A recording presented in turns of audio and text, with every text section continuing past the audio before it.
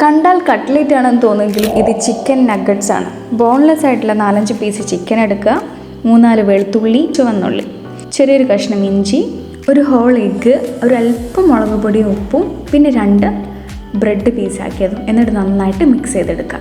ഇനി നഗറ്റ്സിന് കവർ ചെയ്യാനുള്ള മിക്സും കൂടെ ഉണ്ടാക്കുക. 2 ബ്രെഡ് എടുത്ത് നന്നായിട്ട് ക്രഷ് ചെയ്യുക, അതിലേക്ക് ഒരല്പം മുളക് പൊടിയും ഒരല്പം ഉപ്പും ചേർത്തിട്ട് മിക്സ് ചെയ്ത് വെക്കുക.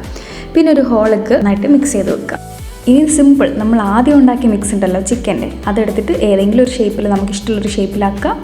എന്നിട്ട് എഗ്ഗിൽ മുക്കുന്നു, ബ്രെഡ് പൗഡറിൽ മുക്കുന്നു, എഗ്ഗിൽ മുക്കുന്നു, ബ്രെഡ് പൗഡറിൽ മുക്കുന്നു, റിപ്പീറ്റ്. എന്നിട്ടൊരു 15 മിനിറ്റ് ഫ്രിഡ്ജിൽ വെച്ച ശേഷം ഓയിൽ തിളച്ച ശേഷം ഓയിലിട്ട് തിരിച്ചിട്ടും മറിച്ചിട്ടും പെട്ടെന്ന് വേവിച്ചെടുക്കുക. ഓക്കെ, ലോ ഫ്ലെയിമിൽ വെക്കണം. ഞാനൊരല്പം ധൃതി കാണിച്ചതുകൊണ്ട് ഫ്ലെയിം കുറച്ച് കൂട്ടി വെച്ചതുകൊണ്ട് കുറച്ച് ബ്രൗൺ ഷെയ്ഡ് കുറച്ച് കൂടിപ്പോയി, അല്ലാത്ത കുഴപ്പമൊന്നുമില്ല. ഇതിൻ്റെ കളറും കൂടെ മാറിയതുകൊണ്ട് ഇത് കണ്ട ആരും പറയില്ല ചിക്കൻ നഗറ്റ്സ് ആണെന്നല്ലേ. പക്ഷേ എന്ത് ചെയ്യാനാണ്, ഞാൻ ഉദ്ദേശിച്ചത് ചിക്കൻ നഗറ്റ്സ് ആണ്. എന്തായാലും നിങ്ങളൊന്ന് ട്രൈ ചെയ്ത് നോക്കൂ, കൊളായാൽ എന്നെ അറിയിക്കൂ. ഓക്കെ.